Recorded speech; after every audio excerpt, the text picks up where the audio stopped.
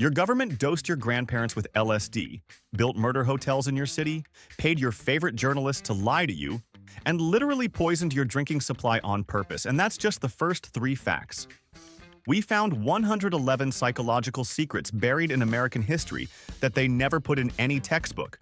And some of them are so dark, so bizarre, and so shockingly real that half our team refused to believe them until we pulled the actual government documents. If you think you know American history, you are about to feel very, very stupid in the best way possible.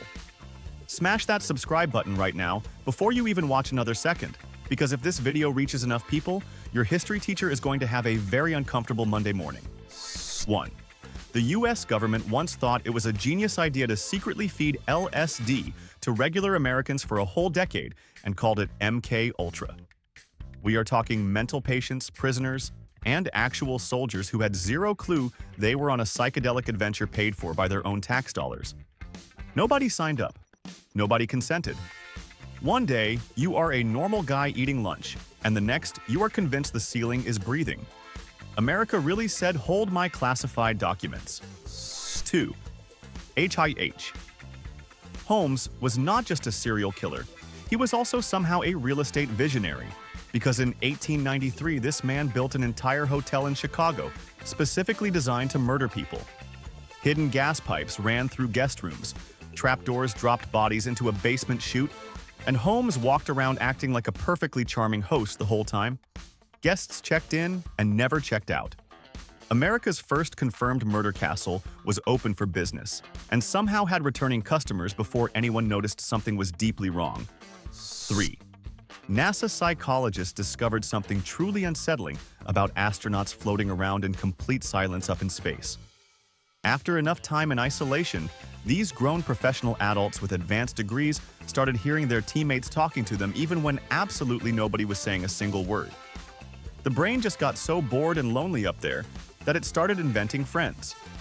NASA spent millions training these people for space, and the human brain responded by creating its own imaginary podcast crew during the mission. 4. The Stanford prison experiment started as a simple college study and turned into a full psychological horror movie in less than a week. Regular Stanford students were randomly assigned as guards, and within 6 days these completely ordinary guys became so genuinely cruel and sadistic toward the prisoner students that the researcher running the whole thing refused to stop it. It took his own girlfriend showing up, looking him dead in the eyes, and basically begging him to end it before he finally pulled the plug on day 6. 5. Union soldiers who survived the Civil War came home carrying something doctors in 1865 had no name for and absolutely no idea how to treat. They called it soldier's heart, and it was so devastating that men who had physically survived every battle were literally shaking themselves apart years after the war ended with no bullets anywhere near them. These guys dodged cannons and bayonets on the battlefield, only to come home and be destroyed completely by their own nervous systems while sitting in their living rooms doing nothing. 6. In 1977, some American researchers in Ohio pulled off what might be the most powerful experiment in the history of medicine by doing almost nothing at all. They walked into a nursing home, looked elderly patients in the eyes, and simply told them they were capable, sharp, and fully able. That was the entire intervention. Just words. And somehow, within 3 months, the IQ scores of these patients rose an average of 14 full points. Nobody took a pill. Nobody did brain training. Someone just said, "You are capable," and the brain believed it completely. 7. In 1962, a factory worker in Blacksburg, South Carolina started laughing at work and simply could not stop no matter what she tried. Within hours, 62 of her co-workers caught the exact same uncontrollable laughter, like it was the most contagious thing on earth. Doctors showed up, ran every test imaginable, and found absolutely zero medical explanation for why an entire factory full of grown adults was losing their minds laughing. No virus, no gas leak, no bad lunch. Just one woman who started giggling and accidentally took down an entire workforce with her. 8. Walter Freeman invented the lobotomy, and then apparently decided that performing brain surgeries in hospitals was far too boring and professional for his taste. This man converted a camper van into what history now lovingly calls the lobotomobile and drove it across America, performing over 3,500 ice-pick brain surgeries on actual human patients, including in parking lots. He would pull up, pop the hood on his mobile brain surgery unit, and get to work. Walter Freeman was out here treating the American mental health crisis one parking lot at a time. 9. Victor Lustig was so spectacularly confident as a con man that he sold the Eiffel Tower not once but twice to two completely different buyers, who both believed they were purchasing one of the most famous landmarks on Earth. After that, somehow was not enough excitement for him, he moved to America and started selling fake money printing machines to gangsters. He personally sat across from Al Capone, looked the most dangerous man in America directly in the face, and sold him a machine that printed counterfeit cash. Al Capone got conned. Let that sink in for a moment. 10. Benjamin Franklin was already busy being a founding father, inventor, and diplomat. But apparently, he also had time for a secret side project that nobody discovered until 200 years after his death. When workers renovated his Philadelphia home in the late 20th century, they found 80 human corpses buried underneath the basement. Franklin had been quietly collecting bodies for medical experiments the entire time he was writing about freedom and electricity. The man whose face is on the $100 bill was running an underground body collection operation beneath one of America's most celebrated addresses. 11. A U.S. Army unit in World War I was put through a classified hypnosis training program designed to make soldiers mentally bulletproof against enemy interrogation. The idea was that if you hypnotized a soldier deep enough, he simply could not give up information even if he wanted to. The program worked well enough that the government kept it locked away in classified files for nearly 6 decades before finally admitting it existed in 1979. America was out here training hypnotized super soldiers and did not tell anyone about it for over half a century. 12. American soldiers fighting in Vietnam were already dealing with one of the most psychologically brutal wars in United States history, but some of them developed something that made doctors do a complete double-take. Grown male combat soldiers began showing physical pregnancy symptoms, including actual belly growth, and this was directly traced to extreme combat stress pushing their bodies into full biological confusion. These men were dodging bullets in a jungle, and their bodies responded by staging a phantom pregnancy. The Vietnam War was so stressful, it convinced the male body to attempt something it is physically incapable of doing. 13. Everyone knows the story of how Orson Welles panicked all of America with his 1938 War of the Worlds radio broadcast and sent millions of people running into the streets screaming about Martians. The only problem with that iconic story is that it is almost completely made up. Historians now confirm the mass panic never actually happened, and the myth was deliberately manufactured by newspaper companies who were furious that radio was stealing their advertisers. The entire legend of America losing its mind over a fake alien invasion was itself a fake story invented by people angry about losing in revenue. 14. Charles Ponzi ran one of the most famous financial frauds in American history and built a scheme worth millions of dollars. But the truly insane part is how he managed the whole operation. This man kept zero written records of anything. No ledgers, no notebooks, no files, no spreadsheets, absolutely nothing written down anywhere. He tracked every transaction, every investor, and every dollar entirely inside his own head for over a year without making a single error. Charles Ponzi essentially ran a multi-million-dollar criminal enterprise using nothing but his brain as the accounting department, and somehow it worked. 15. In 1907, a doctor named Duncan McDougall in Massachusetts became absolutely convinced that the human soul had a measurable physical weight, and he was going to prove it to the world with a scale. He placed dying patients on a specially rigged bed scale and recorded their weight at the exact moment of death, looking for a drop that would indicate the soul leaving the body. He published his findings in an actual medical journal, claiming the soul weighed exactly 21 grams. One doctor, a scale, some dying patients, and a number that Hollywood turned into a movie a century later. 16. By 1865, the Confederate Army was so completely psychologically shattered that Union generals started filing reports that seemed almost too embarrassing to believe. Entire Confederate regiments containing dozens of armed soldiers were surrendering to single Union soldiers carrying rifles that were not even loaded. These were trained fighting men with weapons in their hands giving up to one guy with an empty gun simply because their minds had completely collapsed under the weight of knowing the war was lost. The Confederacy did not just lose militarily, it lost psychologically so completely that armed men surrendered to unloaded weapons without questioning it. 17. The CIA spent 20 million American taxpayer dollars on a program called Stargate, where they genuinely attempted to train soldiers to kill goats using only the power of their minds. This was a real classified government program with a real budget and real military personnel sitting in rooms staring at goats trying to stop their hearts through pure mental concentration. The declassified documents show that at least one incident was officially logged as a successful psychic kill. The United States government looked at $20 million and decided the best use of it was psychic goat murder research. 18. American prisoners of war captured during the Korean War were documented dying in a way that Army doctors had never encountered and had absolutely no medical explanation for initially. These men were not sick, not injured, and not starving, but they simply decided to stop living and their hearts obeyed. Doctors called it give-up-itis, and it was exactly what it sounds like. Men who had survived combat, capture, and imprisonment just reached a psychological point where they chose to stop and their bodies physically followed that decision. The human will to live turned out to have an actual off switch. 19.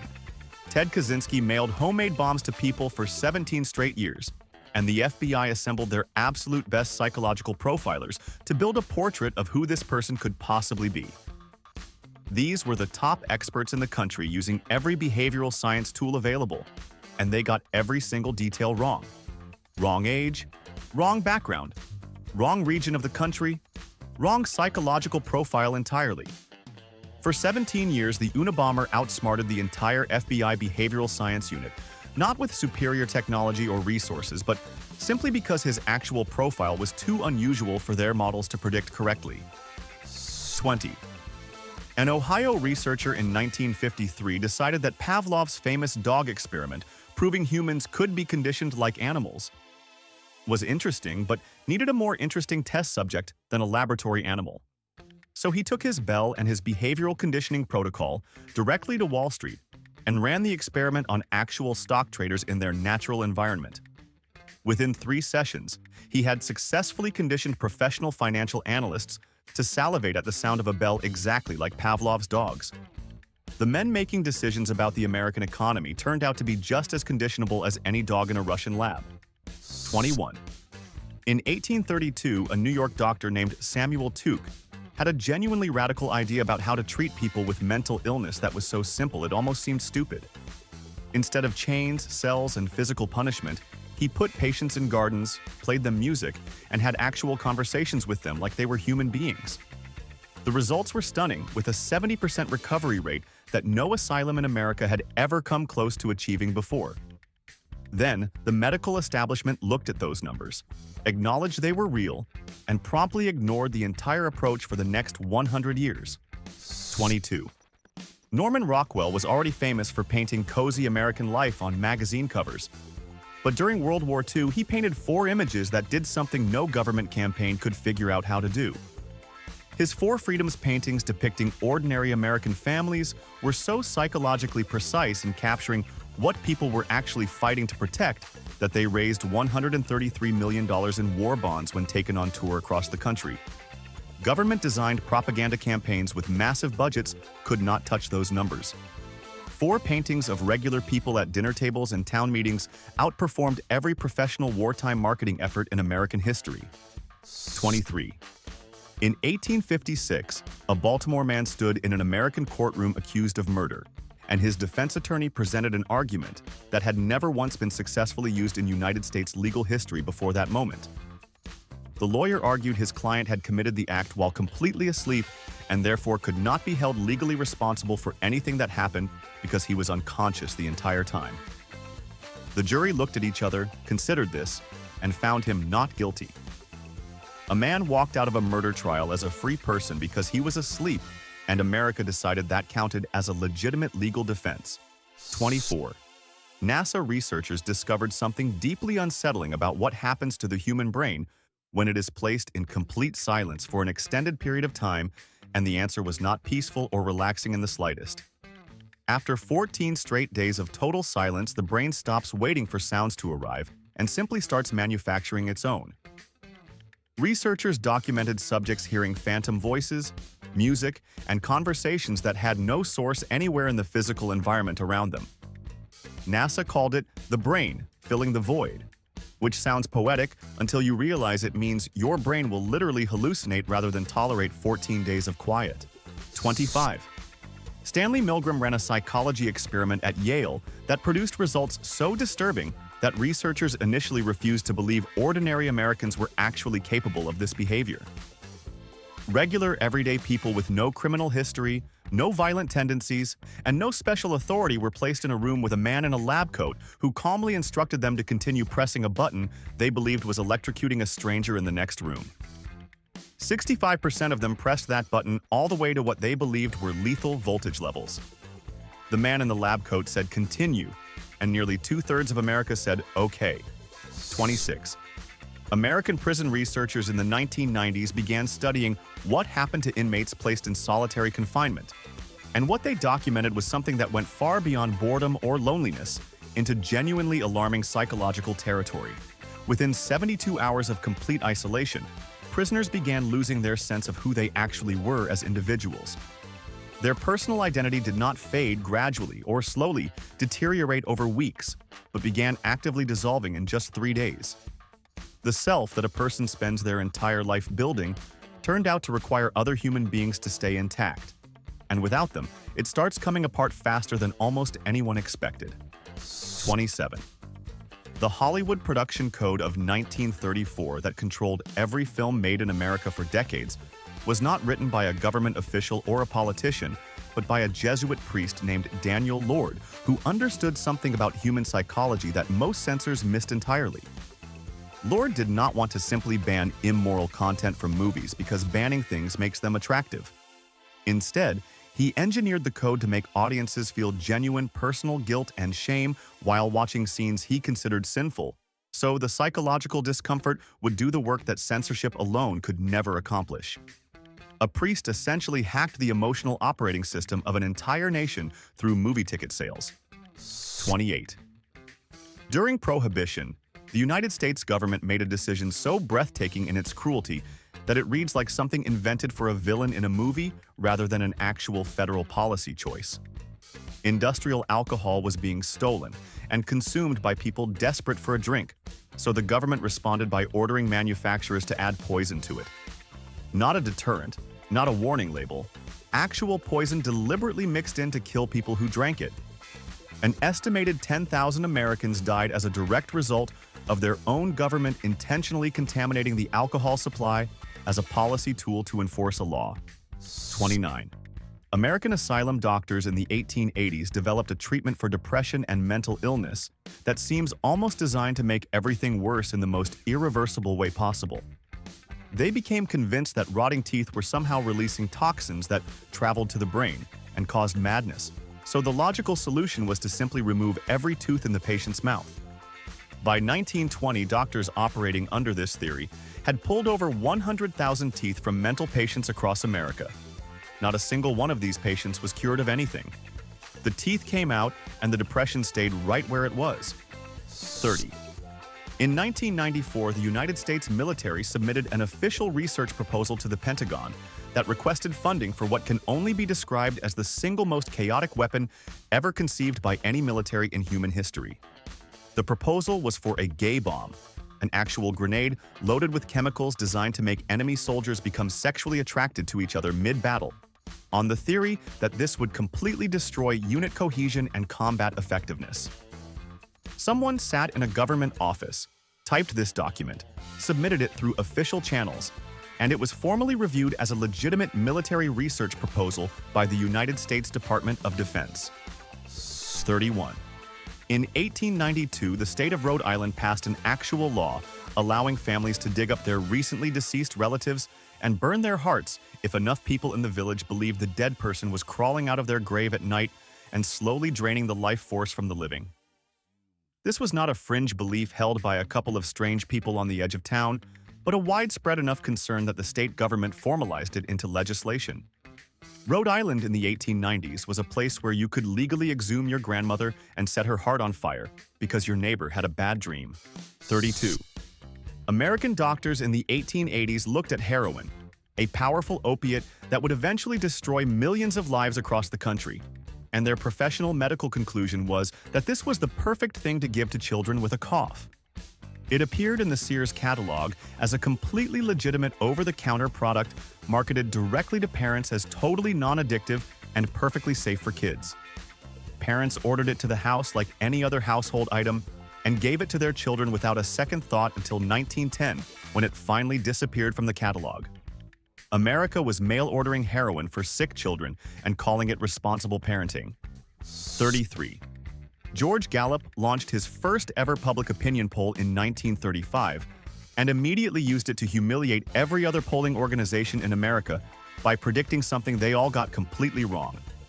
Every established pollster at the time was predicting Roosevelt would lose the election based on massive surveys of millions of people. And Gallup looked at their methodology, identified the psychological flaw in how they were selecting respondents, and used a much smaller but properly sampled group to correctly predict Roosevelt would win by a landslide. One man with a better understanding of human psychology destroyed the entire existing polling industry overnight using a fraction of their sample size. 34. American medical researcher Walter Cannon confirmed in 1942 something that indigenous communities and folk medicine practitioners around the world had been saying for centuries, but that Western science had refused to take seriously until a doctor put it in a journal. Voodoo death is completely real. Extreme fear experienced by an otherwise perfectly healthy adult human being is capable of triggering fatal cardiac arrest within 24 hours with no other contributing medical factors present. The human body can be frightened to death by belief alone. Cannon documented this, published it, and the medical establishment had to sit quietly and accept that being scared enough can literally kill you. 35. In 1880, the residents of a small Kentucky town began experiencing something that their doctors could not explain and their preacher could not stop, despite being the one causing it. Every single Sunday after church services ended, congregation members began collapsing to the ground in what witnesses described as a falling sickness that swept through the crowd without warning. Physicians investigated for weeks before finally tracing the cause to the specific vocal frequency the preacher used when he reached the emotional peak of his sermon. His voice was hitting a resonant frequency that was physically triggering collapse responses in human bodies sitting in wooden pews every Sunday morning. 36.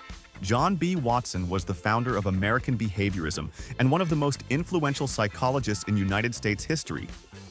And he used that expertise to conduct an experiment on an infant named Albert that remains one of the most ethically catastrophic moments in the entire history of psychological research. Watson conditioned baby Albert to fear whatever he chose by pairing frightening sounds with neutral objects, and within a short period had the child terrified of things that had never harmed him in any way. Then Watson left the study, left the institution, left the infant, and never once returned to reverse the conditioning he had deliberately implanted in a baby's brain. 37. Historians and researchers studying the Salem witch trials of 1692 spent centuries trying to understand why perfectly ordinary Puritan villagers in Massachusetts suddenly became convinced their neighbors were agents of the devil and started executing people. The explanation that has gained the most scientific support is almost poetic in how mundane it is. The village rye crop that season was heavily contaminated with ergot fungus, and ergot, when consumed, produces hallucinations, convulsions, and paranoid delusions through a compound that is chemically identical to LSD. The fits, the visions, and the hysteria that killed 20 people were almost certainly caused by everyone in the village eating the same contaminated bread. 38. McDonald's in 1978 did not just hire a marketing team to sell more hamburgers. They hired actual psychologists to solve a specific neurological problem that was limiting how much food a human being would naturally choose to consume in one sitting. These researchers were tasked with finding the precise mathematical ratio of salt, fat, and sugar that would neurologically override the brain's own fullness signal so that customers would keep eating past the point their body was telling them to stop. They found it, implemented it across the entire menu, and built it into the foundational recipe structure of the most visited restaurant chain in the history of human civilization. 39.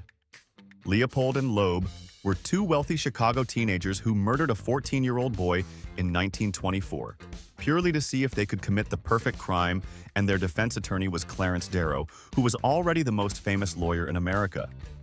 Darrow stood before the jury and delivered a closing argument that lasted 12 consecutive hours and was so precisely engineered to produce an emotional response in the people sitting in those chairs that every single juror in the room was openly weeping by the time he finished speaking. The tears worked. Leopold and Loeb avoided the death penalty because one man talked for 12 hours until everyone in the room cried. 40. James Vickery announced in 1957 that he had secretly flashed subliminal messages onto a movie theater screen during a film and successfully increased popcorn and cola sales by staggering percentages simply by inserting frames too fast for the conscious eye to register, but slow enough for the subconscious mind to absorb. The announcement caused immediate national panic about advertising agencies secretly controlling American consumer behavior through hidden messages in entertainment. What almost nobody knew at the time was that Vickery had fabricated the entire study and then suppressed his own fake findings for 30 years, while the country spent decades terrified of invisible popcorn propaganda that never actually existed. 41. In 1987, a Mississippi man named Donald Miller was declared legally dead by a court while he was alive, breathing, walking around, and very much aware of everything happening to him. He had simply been missing long enough that the legal system decided he was gone and issued the paperwork to make it official. When he eventually reappeared very much not dead, he assumed the courts would take one look at him standing there in person and immediately fix the mistake. Instead, he spent 3 full years filing legal motions, appearing at hearings, and arguing his own existence to judges who kept ruling against him because the law said he was dead, and the law does not easily change its mind. 42. In 1920, a coal company operating in West Virginia hired a psychologist to solve a labor problem that was cutting into their profits. And the solution this psychologist delivered was one of the most cynical and devastating uses of behavioral science in American industrial history. Rather than address the miners' legitimate grievances about dangerous working conditions and stolen wages, the psychologist ran a campaign convincing the surrounding community that the striking workers were mentally ill and psychologically unstable.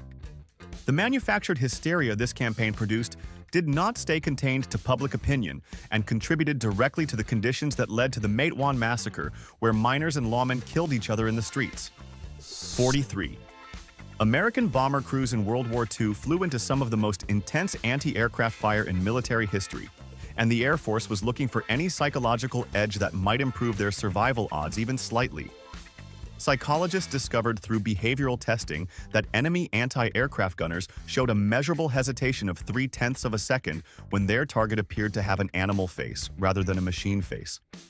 0.3 of a second does not sound like much until you are in a plane being shot at, and suddenly it means everything. The Air Force painted terrifying shark mouths on the noses of bombers, and those 0.3 of a second saved lives. 44. A Pennsylvania woman in 1902 witnessed something so traumatic that her brain made a decision. Her eyes had no say in, and she woke up the following day completely unable to see despite having no physical damage to her eyes or her optic nerves whatsoever. Doctors diagnosed hysterical blindness and tried every medical intervention available to restore her vision without success for an extended period. The treatment that finally worked had nothing to do with medicine.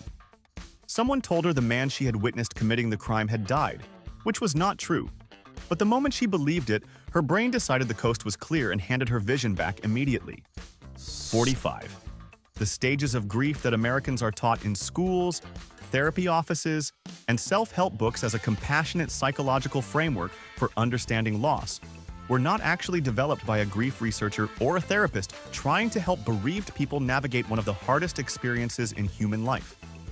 American funeral homes in the 1880s developed and promoted the concept of predictable grief stages as a sales psychology tool designed to move families through their emotional state quickly enough to make premium burial decisions before the initial shock wore off. And they started thinking more carefully about the price of the mahogany casket they were being steered toward. 46. In 1954, the CIA launched a program called Operation Mockingbird that sounds like something a conspiracy theorist invented in their basement, but turned out to be completely real and significantly more brazen than most people imagined when it was finally exposed. The agency identified and paid over 400 American journalists working at major newspapers and media outlets to plant fabricated stories, shape public narratives, and spread government-approved propaganda to the domestic American reading public. These were not fringe publications, but mainstream outlets that millions of Americans trusted completely. The program ran for 23 years before anyone outside the CIA knew it existed, and even longer before anyone outside Washington fully believed it. 47. John Wayne Gacy murdered 33 people, and investigators spent considerable effort trying to understand how a predator operating at that scale managed to gain access to so many victims without triggering alarm. The answer that psychologists identified was sitting in his closet the entire time. Gacy performed regularly as a birthday party clown at neighborhood events, and researchers found through victim interviews and behavioral analysis that the costume itself was doing specific psychological work. Something about the clown presentation neurologically lowered the guard of people who encountered him in that context, in a way that his regular appearance simply did not. The costume was not a disguise. It was a psychological tool that worked every single time he used it. 48. American researchers at a university in 1999 set up a study to test whether the human tendency to name and personify inanimate objects had any measurable effect on actual behavior, and chose car ownership as their testing ground.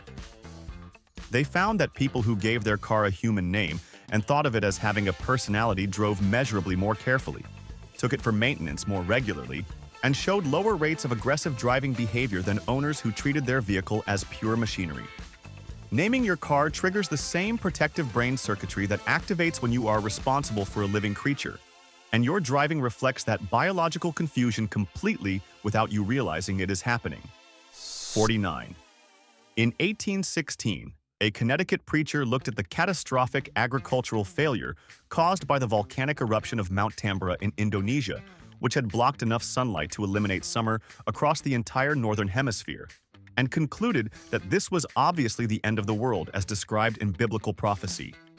He gathered 200 of his congregants, delivered the news with total conviction, and they believed him so completely that every single one of them voluntarily surrendered all of their worldly possessions before the appointed date of global destruction. The date passed.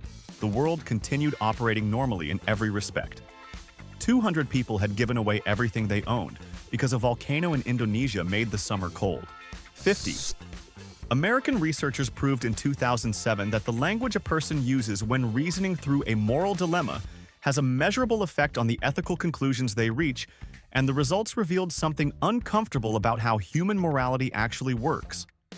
When people reasoned through identical ethical scenarios in their native language, they made one set of judgments, but when forced to reason through the exact same scenarios in a second language, they did not speak fluently.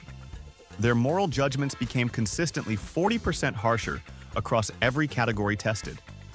The emotional distance created by unfamiliar words removed the empathetic cushioning that normally softens moral reasoning and left people making colder decisions without realizing the language was doing it to them. 51. The U.S. Army in 1952 wanted to understand whether the psychological experience of believing you were in danger was physiologically identical to actually being in danger, so they designed an experiment that was breathtaking in its casual cruelty toward the participants. They told soldiers mid-jump that their parachute was defective and measured their physical stress responses against soldiers whose parachutes actually were defective. The body's panic response was physiologically identical in both groups down to heart rate, cortisol levels, and muscle response patterns. The Army essentially proved that your body cannot tell the difference between a real emergency and a convincingly presented fake one, and responds to both with the same complete biological terror. 52. The IQ test was not invented by an academic researcher trying to understand human intelligence or help children learn more effectively, but was developed specifically for the United States Army in 1917 as a tool for rapidly sorting massive numbers of incoming recruits. The military needed a fast way to assign roles, and the test provided a number that made that sorting feel scientific and objective. Within months of its introduction, the test was being used to classify black soldiers and immigrant recruits as intellectually unfit for leadership or command positions, regardless of their actual performance or demonstrated capability. A measurement tool invented for military efficiency became a weapon for institutionalizing racial hierarchy inside the armed forces before the ink on the first test was barely dry. 53. The FBI Behavioral Science Unit that produced the modern practice of criminal profiling did not develop its methodology from academic research or theoretical psychology, but from a very specific and deeply uncomfortable observation that agents kept making about the backgrounds of the most violent offenders they were studying. Every known serial killer in their database shared 3 specific childhood behaviors, and the presence of all 3 together was so consistent across cases that the unit built its entire early warning identification system around them. The 3 behaviors were bedwetting past a normal developmental age, deliberately setting fires, and cruelty to animals. 3 things that individually seem like unrelated childhood problems turned out to be the most reliable early signature of extreme future violence ever documented. 54.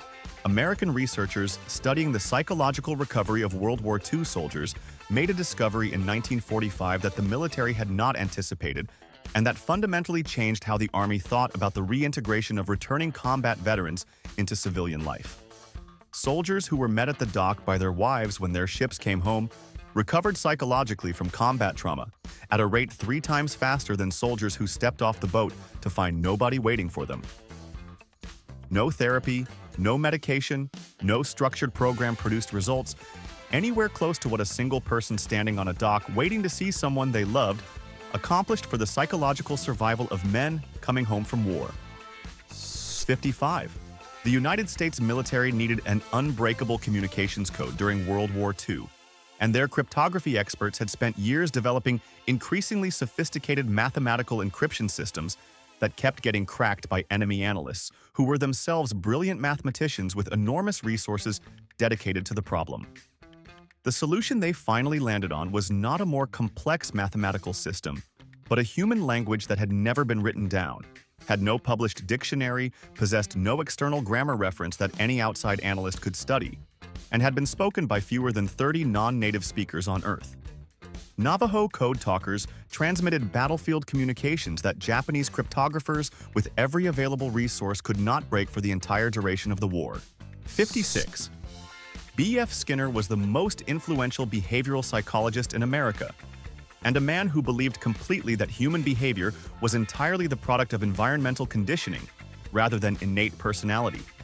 And he was so committed to this belief that he decided to test it on the most available subject in his immediate environment, which was his own infant daughter. He built a glass-enclosed climate-controlled box he called an air crib, and raised her inside it for 2.5 years while carefully controlling every environmental variable to study the effects on her behavioral development. His daughter later alleged the experience caused lasting psychological damage and filed a lawsuit against her father, who had essentially used her infancy as a controlled behavioral science experiment. 57. In 1973, a Swedish bank in Stockholm was robbed, and the situation escalated into a hostage crisis that lasted several days, during which the hostages were kept in close physical proximity to their captors under extreme psychological stress and uncertainty about whether they would survive. When it was finally over and the hostages were released, something happened that completely baffled law enforcement and prosecutors attempting to build a case. The hostages defended their captors in court, refused to cooperate with investigators, expressed genuine sympathy and affection for the people who had held them at gunpoint, and one female hostage became romantically engaged to one of the robbers. Psychologists named this response Stockholm Syndrome, and it has been reshaping criminology and hostage negotiation strategy ever since. 58. The idea that childhood is a distinct and protected phase of human development requiring special legal consideration, psychological understanding, and social care that differs fundamentally from how adults are treated is something most Americans assume has always existed as a basic feature of civilized society. It did not exist in the United States until 1874. Before that year, Children who ran into trouble with the legal system were processed in identical courts, using identical procedures, and facing identical punishments as fully grown adults, because the law recognized no meaningful psychological or developmental difference between a 6-year-old and a 40-year-old standing before a judge. America invented the legal concept of childhood remarkably recently. 59. Harry Houdini was already the most famous escape artist in the world when he decided to dedicate a significant portion of his later career to systematically hunting down and professionally destroying every fake psychic and fraudulent medium operating in America. He was furious about the industry of grief exploitation, targeting bereaved families who genuinely believed they were communicating with deceased loved ones, and he made it his personal mission to expose every practitioner he could find. Houdini could walk into any seance anywhere in the country and identify every fraudulent technique being used within 90 seconds using nothing but careful behavioral observation, developed through his own decades of experience creating and executing illusions for paying audiences. 60. Phineas Gage was a completely normal and well-liked Vermont Railroad foreman in 1848, until the day an accidental explosion drove an iron rod longer than a human arm straight through his skull at full force, entering under his cheekbone and exiting clean out the top of his head. Doctors expected him to die within hours. He did not die. He recovered, walked around, talked normally, and seemed physically fine, which should have been the happy ending of this story. But everyone who knew him immediately noticed that the man walking around in Phineas Gage's body was simply not Phineas Gage anymore. His personality had changed so completely that his own friends said he was a totally different person, accidentally proving that who you are lives inside a specific piece of brain tissue. 61.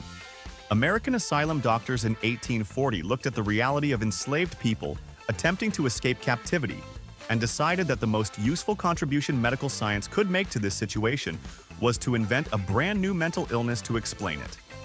A Louisiana doctor named Samuel Cartwright published a formal diagnosis called drapetomania, which he described as a psychiatric condition causing enslaved people to experience an irrational compulsion to flee their owners. He presented this in a legitimate medical journal as a genuine contribution to scientific understanding. The prescribed treatment for this supposed mental disorder was physical punishment severe enough to discourage future episodes. American medicine in 1840 looked at people running toward freedom and officially classified the desire for liberty as a symptom of insanity. 62. The FBI gets a lot of attention for its surveillance programs, but the most psychologically sophisticated and deliberately destructive domestic intelligence operation in American history was run not with cameras or wiretaps, but with forged letters and manufactured rumors. COINTELPRO ran from 1956 to 1971, and its primary weapon was paranoia. FBI agents wrote fake letters designed to look like they came from trusted colleagues, mailed fabricated evidence of affairs to civil rights leaders, and planted stories calculated to make organizations suspect their own members of being informants. The program did not need violence to destroy its targets. It just needed to make Martin Luther King and his colleagues trust each other a little less every single day for 15 years. 63. Walter Dill Scott was a psychology professor in 1903 who looked at the American advertising industry and noticed that everyone selling products was focused entirely on describing the product rather than understanding the psychology of the person looking at the advertisement. Scott ran a simple test comparing two versions of an identical ad where the only difference was that one contained a human face and one did not. The ad with the human face outsold the identical ad, without one by 60% across every product category he tested. That single finding launched the entire field of advertising psychology in America, and is the reason that every advertisement you have looked at for the last 120 years has had a human face somewhere in it. 64. American researchers in 1971 ran an experiment that revealed something quietly terrifying about the relationship between the labels other people give us and the behavior we then produce without consciously choosing to. They assigned completely random and meaningless labels to participants and then simply observed what happened over the following 48 hours. Without being told to do anything, without any instruction or incentive, Participants began unconsciously shaping their behavior to match whatever label they had been given, even when the label had been assigned by a coin flip with zero relationship to their actual personality or history. Being called something, anything at all, begins rewriting how a person acts within 2 days, whether they believe the label is accurate or not. 65.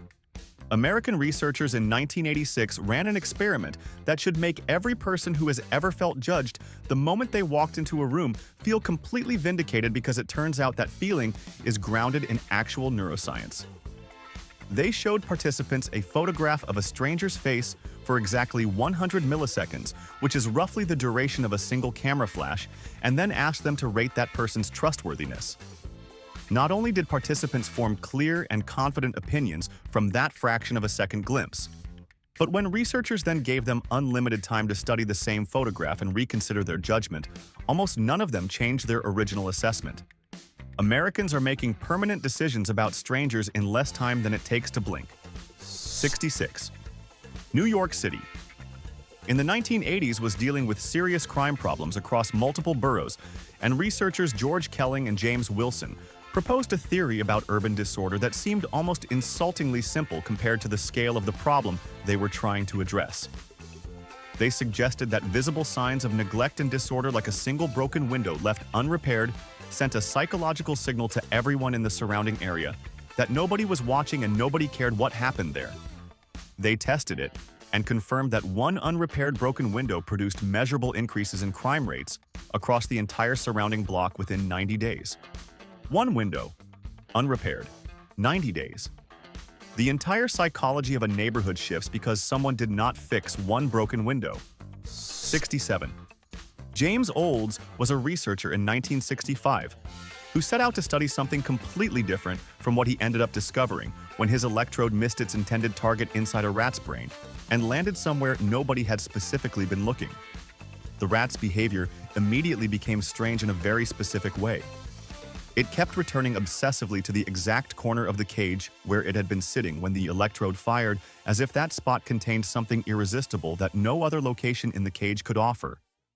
Olds investigated and realized he had accidentally placed his electrode directly in the brain's pleasure center, a structure nobody had successfully identified before. The most important neuroscience discovery of the decade happened because a researcher's hand slipped. 68. American researchers in 2006 decided to test whether the physical environment where a person casts their vote has any measurable influence on how they actually vote once they are inside the booth making their choices. They set up polling stations in schools, churches, fire stations, and civic halls and tracked voting patterns on identical ballot measures across all locations. Voters who cast their ballots inside a school building voted significantly more favorably for education spending measures than voters casting ballots on the identical measure in any other type of building. The building a person stands in while making a decision changes the decision itself, and most voters walking into those schools had absolutely no awareness it was happening to them. 69. American researchers working for the U.S. government in 1939 set out to answer a question that sounds simple but had never been rigorously tested across a genuinely diverse human population before. They wanted to know whether the physical flinch response that every person produces when startled by a sudden loud sound was universal across all human cultures, or whether it varied based on upbringing, environment, or learned behavior. They tested subjects from dramatically different cultural backgrounds around the world and documented the results carefully. Every single human being on Earth, regardless of culture, language, nationality, or background, activated the exact same 14 muscles in the exact same sequence in the exact same fraction of a second. The startle reflex is the one thing every human being on the planet does identically. 70. In 1920, a single man in Boston sat down at a typewriter, composed a completely fabricated telegram, and sent it to enough of the right people to trigger a financial catastrophe that destroyed 5 separate banks in 4 hours. The telegram contained false information about the financial stability of a specific institution, and it spread through Boston's banking community fast enough that depositors began appearing at bank doors, demanding their money back before anyone had time to verify whether a single word of it was true. A bank run of that scale in that era was essentially impossible to stop once it started. One man, one typewriter, one fake document, and a personal grudge against a banker erased 5 financial institutions before lunch. 71. A Virginia doctor in 1897 began seeing female patients who were presenting with a genuinely puzzling collection of psychological symptoms, including dissociation, memory fragmentation, and a persistent sense of unreality that he could not connect to any known medical condition at the time. After extensive interviews, the one thing every single patient had in common was regular travel by train, and the doctor published a formal diagnosis he called railway spine, attributing the entire cluster of symptoms to the psychological and physical experience of riding in a moving locomotive. The medical establishment took this seriously enough to diagnose 43 women with it. What this doctor had actually documented without realizing, it was the first recorded clinical description of motion-triggered dissociation in American medical history. 72. The United States military in World War II needed to understand Japanese culture well enough to predict how Japanese commanders and civilians would behave under various military pressures, but there was an obvious logistical problem with conducting that kind of research in 1942. Anthropologist Ruth Benedict was hired to produce a complete psychological and cultural profile of an entire nation without ever once setting foot in that nation or speaking directly to a single Japanese citizen, because the war made that impossible. She worked entirely from documents, films, literature, and interviews with Japanese Americans, and produced a report in 1946 that accurately predicted virtually every significant aspect of how Japan would behave during its post-war reconstruction and recovery. She profiled an entire civilization from a desk in Washington and got it right. 73. American researchers in 2009 conducted a study that seems almost too simple to have produced genuinely significant scientific findings, but the results were consistent enough across enough participants that the conclusion was impossible to dismiss. They handed some participants a warm cup of coffee and handed other participants a cup of iced coffee, and then asked everyone to evaluate the personality of a stranger based on identical information about that person. Participants holding the warm cup consistently rated the stranger as significantly warmer, more generous, and more trustworthy in personality than participants holding the cold cup who were evaluating the exact same stranger from the exact same information. The temperature of an object in your hand reshapes your social judgment of another human being without you having any awareness it is occurring. 74. The American legal system places enormous weight on eyewitness testimony as a form of evidence and treats a witness who expresses high confidence in their identification as significantly more credible than one who expresses uncertainty, which sounds reasonable until you look at what psychological research has consistently found about the relationship between confidence and accuracy in human memory. Eyewitness testimony in American criminal cases is statistically wrong 75% of the time. Not occasionally wrong, not wrong in unusual circumstances, but wrong in 3 out of every 4 cases where it is presented as evidence. And the confidence a witness feels about their memory has zero measurable statistical correlation with whether that memory is actually correct. American courts have been treating the most unreliable form of evidence as the most persuasive one for the entire history of the legal system. 75. The United States government during World War II needed American families to waste less food, because every scrap of nutrition that stayed on a domestic plate was a resource that could not go to feeding soldiers overseas, and the propaganda office was tasked with finding ways to change household eating behavior at a national scale. One of their most successful campaigns told rural American families that feeding children bread crusts would give those children curly hair. This was a claim with no scientific basis whatsoever that someone in a government office simply invented and distributed through public information channels. It worked. Half of rural America began encouraging children to eat crusts based on a hair curl promise that was fabricated entirely to reduce household bread waste during wartime. 76.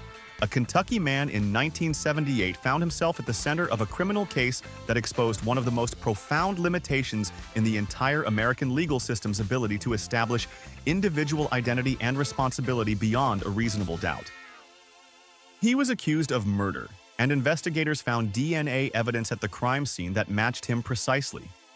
The problem was that he had an identical twin brother, and identical twins share the same DNA profile completely. The court heard the case, examined every piece of available evidence, determined it was genuinely impossible to establish which of the two brothers had been present at the crime scene, and acquitted him. Two people sharing one genetic identity created a murder case that American law had no framework to resolve. 77.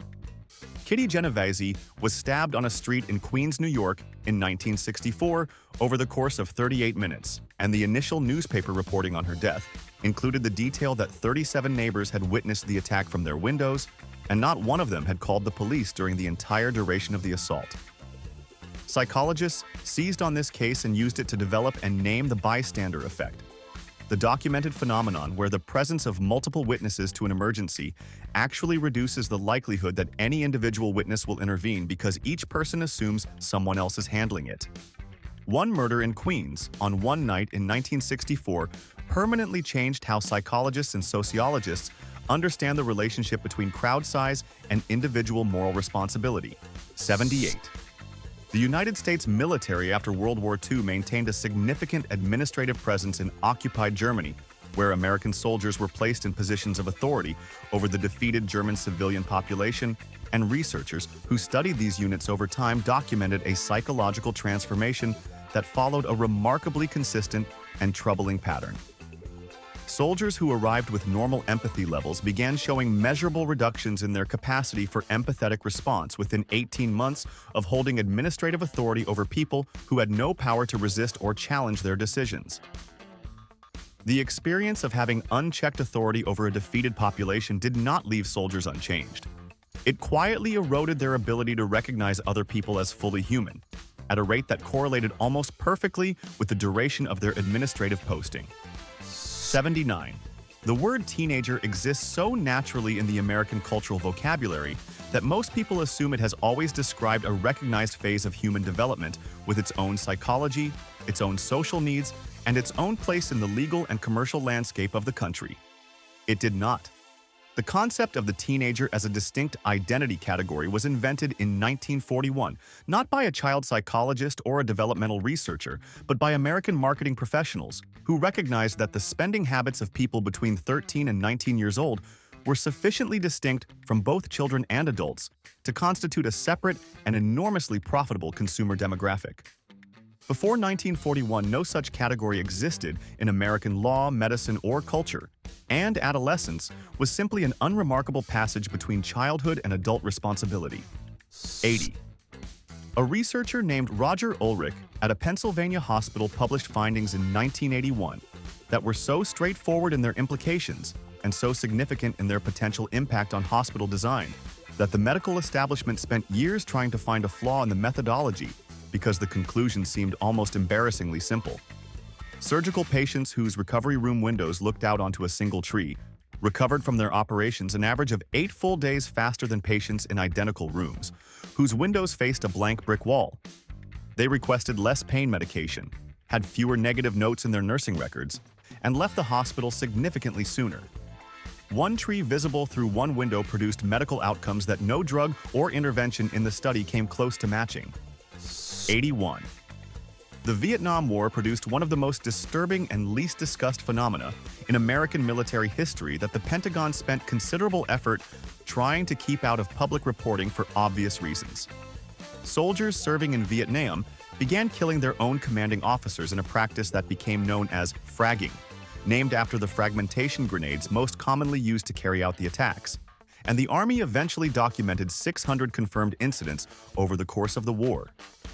Investigators who studied these cases found that nearly every single incident followed the same psychological pattern: a complete and specific collapse in the soldier's belief that the officer giving orders had any legitimate authority worth following or any genuine concern for the lives of the men under his command.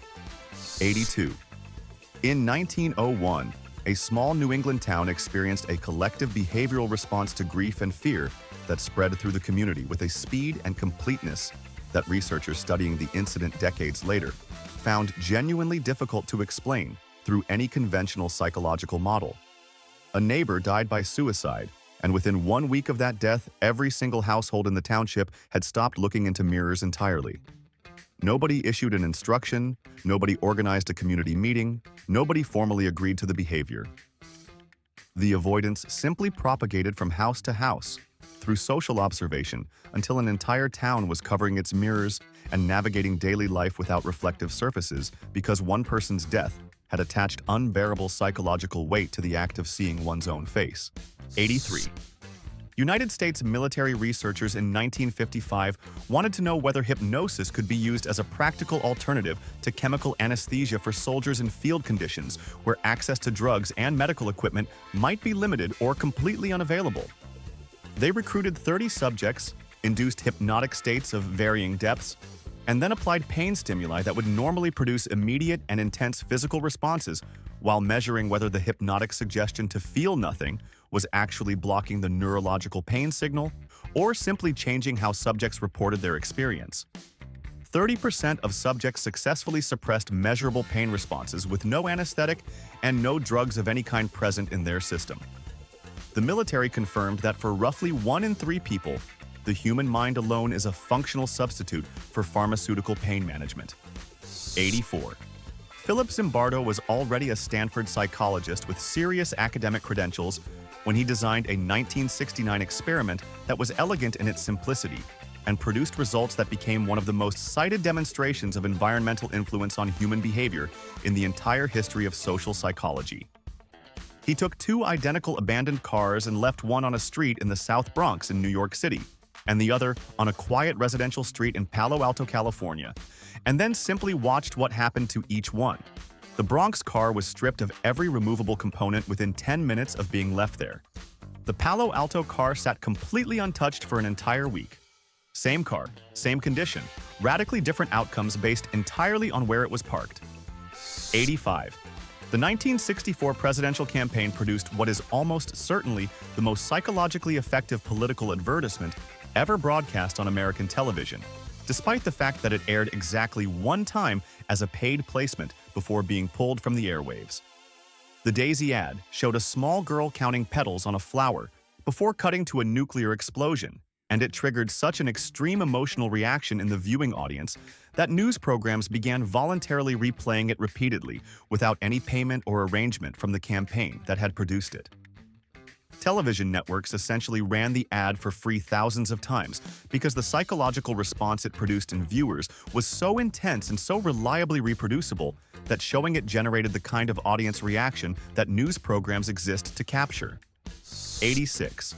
Princeton Theological Seminary in 1973 was the setting for an experiment that researchers designed specifically to test whether professional training in compassion and moral reasoning actually produces more compassionate behavior in real-world situations where helping someone comes at a personal cost to the helper.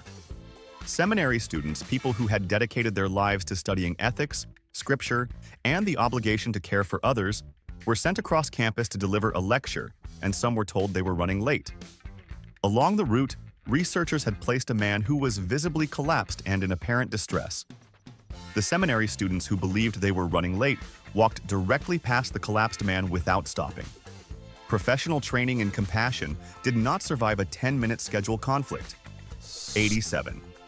In 1943, the United States Office of War Information made a decision that would have seemed absurd to most military strategists at the time by hiring Hollywood film directors to produce documentary films aimed at raising the morale of American civilians on the home front. The assumption behind most wartime government communication was that information delivered through official channels carried authority and credibility, but the psychological testing the Office of War. Information conducted on civilian audiences consistently showed the opposite. Films made by Hollywood directors using narrative storytelling techniques raised measurable civilian morale index scores by 19 points compared to government-produced informational content covering identical material. Stories told well did more for American wartime psychology than facts delivered officially every single time they were tested against each other. 88. American hospital researchers in 2001 ran an experiment that revealed something profound about the relationship between perceived control and physical recovery that has since reshaped how medical facilities think about patient room design and the psychological dimensions of healing. They gave one group of patients a button installed next to their hospital bed and told them it controlled various aspects of their room environment, including lighting and temperature. The button was not connected to anything, It did nothing. Patients who believed they had control over their environment recovered measurably faster than the control group and requested 30% less pain medication throughout their recovery. The illusion of control alone, with no actual change in circumstances, produced genuine and measurable improvements in physical healing outcomes. 89.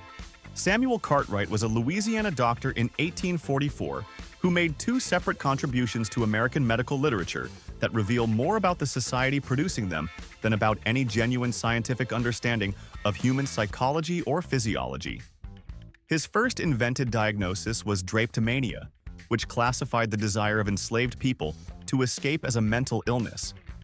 His second contribution was a diagnosis he called dysesthesia ethiopica, which he described as a medical condition affecting free black men who refused to perform labor and whose prescribed treatment was physical punishment administered until the patient resumed working. Both diagnoses were published in legitimate medical journals, taken seriously by contemporaries, and used to provide scientific cover for practices that had nothing to do with medicine and everything to do with maintaining a specific economic and social order. 90. American psychologists in 1967 began studying a specific emotional experience that humans have described across every culture and every recorded period of history, but that science had never subjected to rigorous controlled measurement before. They wanted to know whether standing before something vastly larger than oneself, a mountain range, an enormous cathedral, a massive ocean, the experience humans call awe, produced any measurable change in behavior beyond the subjective feeling of smallness and wonder that people reported.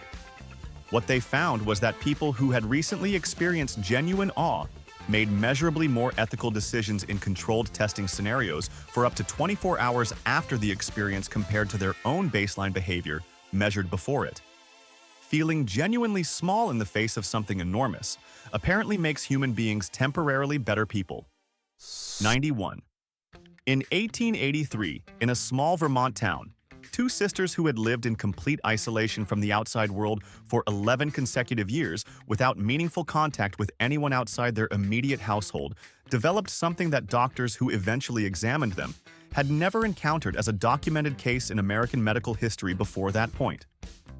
Both women had constructed completely identical paranoid delusional belief systems with the same specific fears, the same imaginary persecutors, the same false beliefs about the world outside their home, and the same behavioral responses to threats that existed entirely in their shared imagination. Psychiatrists named this folie à deux, meaning a madness shared by two. And the Vermont sisters became the first documented American case of one person's delusion being transmitted to and fully adopted by another person through proximity and isolation alone. 92. Researchers at the University of Rochester in 2011 designed a study to test whether the color of an authority figure's clothing or surrounding environment had any measurable psychological effect on the performance of people working under that authority, and the results produced a number specific enough to be genuinely startling. When the authority figure in the room was associated with the color red subordinates performing creative tasks scored 20% lower than identical groups working under authority figures associated with neutral colors. The red did not make people less intelligent or less capable in any objective sense, but it activated a subconscious fear of failure response deep enough to suppress creative output by a fifth, with participants having no awareness that a color was doing anything to them at all. 93. Harry Harlow was a psychologist at the University of Wisconsin in 1959 who decided to test one of the most fundamental assumptions in behavioral science at the time, which was the widely accepted belief that infant attachment to caregivers was driven entirely by the caregiver's ability to provide food. The theory said babies love whoever feeds them, and attachment is essentially a transaction built around nutrition. Harlow gave infant monkeys a choice between two artificial mothers, one made of soft cloth that provided no food and one made of bare wire that held a bottle. The infant monkeys chose the cloth mother overwhelmingly and spent the vast majority of their time clinging to her even when hungry. 50 years of scientific certainty about why babies love their mothers collapsed in a single experiment involving two fake mothers and some confused baby monkeys. 94. American researchers in 1988 stumbled onto a finding about the relationship between physical facial expression and genuine emotional experience that challenged a foundational assumption about how human emotions work and where they actually originate. The conventional understanding was that you feel something first, and then your face reflects that feeling, but these researchers tested the opposite direction by asking participants to hold a pencil horizontally between their teeth in a way that forced the muscles used in smiling to contract without the participant being aware they were producing a smile expression. Participants holding the pencil in this position reported genuinely higher levels of happiness and rated identical cartoons as significantly funnier than participants who were not forcing their smile muscles to activate. Your face does not just express your feelings, it manufactures them. 95. Project 100,000 was a United States military program that ran from 1966 to 1971 and was presented publicly as a compassionate Great Society initiative to give disadvantaged young American men an opportunity for education, skills training, and upward mobility through military service. The internal reality documented in classified communications between program administrators and field commanders was considerably darker than the public framing suggested. The program drafted men who had previously been rejected from military service as mentally or physically unfit for the demands of combat deployment, and internal documents show that commanders receiving these soldiers were informed in advance by program administrators that approximately 40% of the men being sent to them were not expected to survive their deployment. The government knew the numbers before the soldiers shipped out. 96. American researchers in 2003 ran a series of experiments with students facing high-stakes academic examinations that produced results consistent enough across multiple replications to be considered one of the most practically useful findings in the psychology of performance anxiety and academic achievement produced in that decade. Students who were instructed to spend a few minutes immediately before their exam writing freely about their biggest fear related to the test, getting their anxiety out of their head and onto paper before the exam began, scored an average of 1 full letter grade higher than students in a control group who simply waited quietly before the same exam. The act of writing fear down and out of the mind freed up cognitive resources that anxiety had been quietly consuming, and those resources went directly into test performance. 97. A Harvard psychologist in 1896 conducted a remarkably simple experiment that revealed something subtle and important about the way individual humans construct meaning from identical language, and how that private construction shapes the emotional experience of reading, even when two people are looking at the exact same words at the exact same moment. He had two participants read an identical sentence simultaneously and then immediately recorded their emotional responses to what they had just read. The responses differed consistently and meaningfully based on a single variable, which was which specific word each reader had unconsciously chosen to emphasize internally while reading the sentence silently in their own mind. The same sentence, read at the same time, produces different emotional experiences in different people because emphasis is invisible and entirely personal. 98.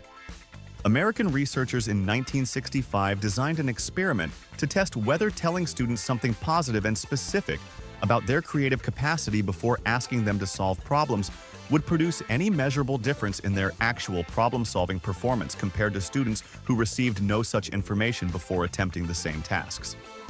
One group was told simply and directly before beginning that they were creative people. That was the entire intervention, one sentence, delivered once, before the work began. The group that received this single sentence of identity information solved 40% more problems correctly than the control group who received no such statement before attempting identical problems. Being told you are creative once, briefly, before you begin, makes you measurably more creative for the duration of the task that follows. 99.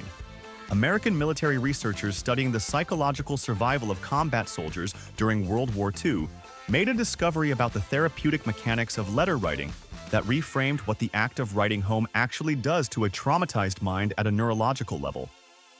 Soldiers who maintained regular correspondence with people at home showed psychiatric breakdown rates 40% lower than soldiers who did not write letters, and researchers initially assumed this was because receiving love and support from home was providing emotional sustenance that protected mental health under combat stress. Further analysis revealed the protective mechanism was not receiving letters but writing them. The act of organizing chaotic traumatic experience into coherent language restructured the memory of that experience in ways that reduced its psychological destructive power measurably and consistently. 100.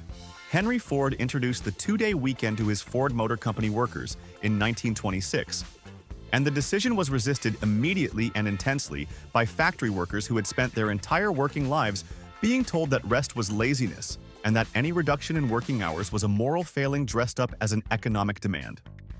Ford's psychologists advised him that the workers would never accept a gift of rest framed as a right or a benefit, because the cultural conditioning against it ran too deep and the resistance would be insurmountable if the framing triggered existing beliefs about idleness.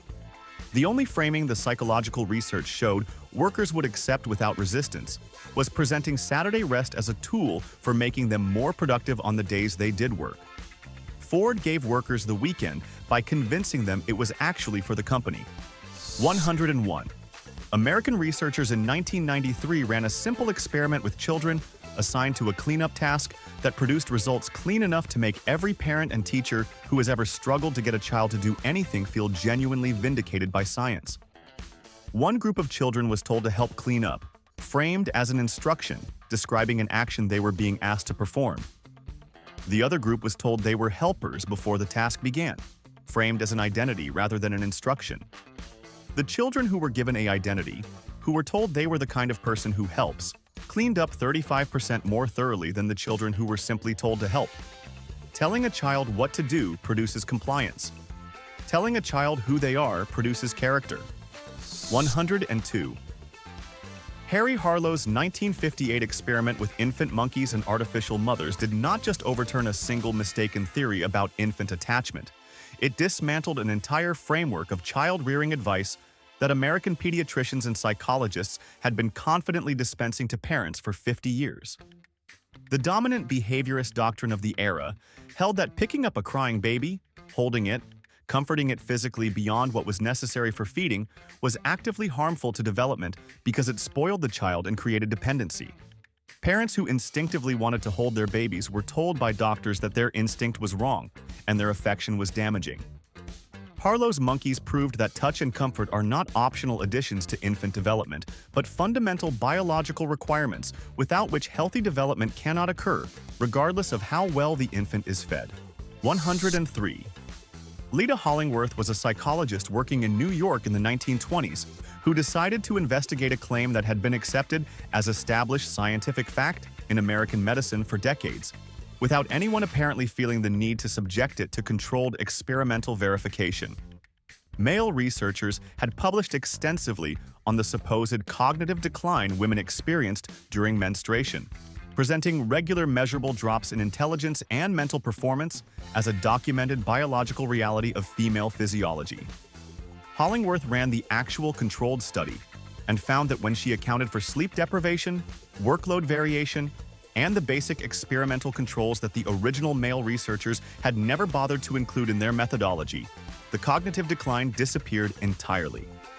The most cited evidence for female intellectual inferiority in American medicine had never once been tested properly before she tested it.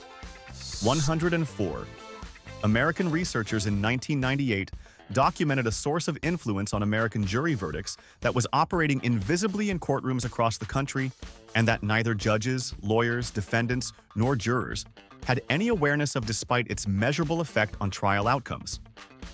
They studied the facial micro-expressions judges produced while delivering instructions to juries at the opening of trials, expressions lasting as little as 2 seconds that conveyed the judge's personal assessment of the case before a single piece of evidence had been formally presented. In otherwise identical cases, the judge's 2-second involuntary facial expression during jury instructions shifted verdict outcomes by up to 22%. American defendants were being convicted or acquitted based partly on a 2-second flicker of expression on a judge's face that nobody in the courtroom consciously registered. 105. Saul Rosenzweig was an American psychologist in 1930 who had spent considerable time and effort conducting experimental research that he believed provided the first rigorous scientific validation of several core claims in Sigmund Freud's theoretical framework. and he was excited enough about his findings to mail them directly to Freud himself in Vienna, expecting at minimum a collegial response from the most famous psychologist alive. Freud wrote back. The letter was brief. Freud informed Rosenzweig that psychoanalytic theory was derived from an enormous wealth of direct clinical observation and therefore had absolutely no need of experimental verification from laboratory research. Then Freud threw the letter away. The founder of psychoanalysis received scientific proof that his theories were experimentally valid, told the researcher he did not need proof, and discarded the evidence entirely. 106. American researchers in 2004 confirmed through a series of controlled negotiation experiments, something that experienced dealmakers had suspected through intuition for years, but that had never been rigorously measured and quantified in controlled conditions before this study attempted to do exactly that. In any financial negotiation, the party who states the first number, regardless of whether that number is reasonable, realistic, or even remotely connected to the actual value of what is being discussed, controls where the final agreed number ends up 85% of the time. The anchor number pulls all subsequent negotiation toward itself like a gravitational field that neither party can fully escape even when both parties are aware of the anchoring effect and are actively trying to resist it. Knowing the trick does not make you immune to it. 107. In 1969, the United States Army commissioned a research project to investigate a question that sounds like it belongs in a science fiction novel, but was being taken seriously enough by military leadership to receive official funding and a formal research team. They wanted to know whether fear could be transmitted between soldiers through smell alone without any visual, auditory, or verbal communication occurring between them. Researchers collected sweat samples from subjects experiencing genuine fear and exposed unaware recipients to those samples in controlled conditions while measuring their physiological stress responses. The results confirmed that human sweat produced under conditions of genuine fear triggered measurable anxiety responses in people who were exposed to it without knowing what they were smelling, or that any experiment was being conducted around them at all. 108. American researchers in 1957 documented a social influence technique so simple and so reliably effective across such a wide range of contexts and populations that within 3 years of its publication, it had been incorporated into virtually every professional sales training system operating in the United States and most of the developed world beyond it. They found that asking someone to do a small favor first, something easy and low stakes that almost anyone would agree to without hesitation, dramatically increased that same person's likelihood of agreeing to a significantly larger request made afterward by the same person who had made the initial small request. Saying yes once creates a self-image of being the kind of person who says yes, and that self-image does the sales work automatically from that point forward without any additional persuasion required. 109. Kenneth Clark was an American psychologist in 1947 who designed a study using the simplest possible research tool, commercially available dolls, to measure something that American society preferred not to examine directly about what racial segregation was doing to the psychological development of the children growing up inside it. He presented black children as young as 3 years old with identical dolls that differed only in skin color and asked them a series of questions about which doll was nice, which was bad, and which one they wanted to play with. The children's responses demonstrated that by age 3, black children in segregated America had already internalized a belief in their own racial inferiority. Clark presented these findings to the Supreme Court, and they shaped the unanimous 1954 decision in Brown v. Board of Education directly. 110. American researchers in 1992 investigated a phenomenon that anyone who has ever sat in a committee meeting and watched a group of reasonable individuals collectively arrive at a decision that no single one of them would have made alone will find immediately and uncomfortably recognizable.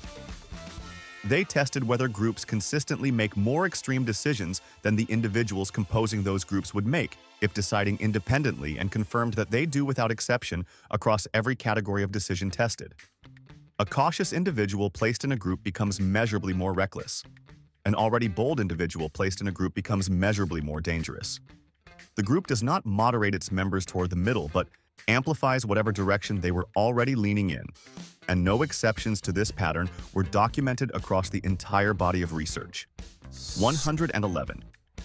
Stanley Milgram placed a small, classified advertisement in a local New Haven, Connecticut newspaper in 1961, describing a paid research opportunity for a memory experiment at Yale University, and 40 ordinary residents of the city showed up at the appointed time to participate in what they believed was a straightforward study of learning and recall. What actually happened in that room on that day became the most discussed and most disturbing single experiment in the entire history of American psychology. A researcher in a lab coat told participants to administer electric shocks to a stranger in the next room every time that stranger gave a wrong answer and to increase the voltage with each mistake.